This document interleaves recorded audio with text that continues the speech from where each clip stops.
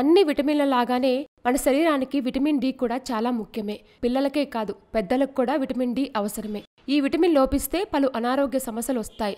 అందుకని vitamin D ఉన్న ఆహారాలను మనం నిత్యం తీసుకోవాల్సిందే.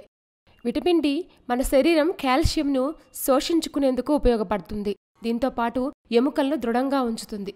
విటమిన్ డి లోపిస్తే ఎముకలు బలహీనమై పెళుసుబారిపోతాయి. అలాగే కీళ్లు కండరాల నొప్పులొస్తాయి. నిత్యం ఉదయాన్నే కొంత సమయం పాటు ఎండలో నిల్చుంటే చాలు మనకు విటమిన్ డి అందుతుంది. దీనివల్ల శరీర రోగ నిరోధక శక్తి కూడా పెరుగుతుంది. పలు వ్యాధులు, ఇన్ఫెక్షన్ల బారి నుండి తప్పించుకోవచ్చు. విటమిన్ డి చర్మానికి, వెంట్రుకల ఆరోగ్యానికి కూడా ఉపయోగపడుతుంది.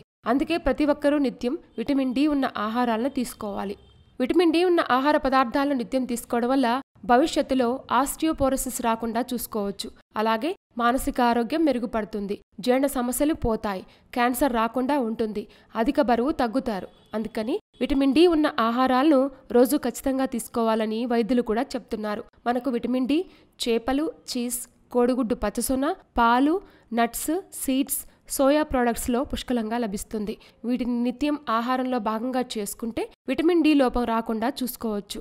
అలాగే పలు అనారోగ్య సమస్యలు కూడా రాకుండా ఉంటాయి. ఇలాంటి మరిన్ని విశేషాల కోసం మా ఛానల్ని సబ్స్క్రైబ్ చేయండి.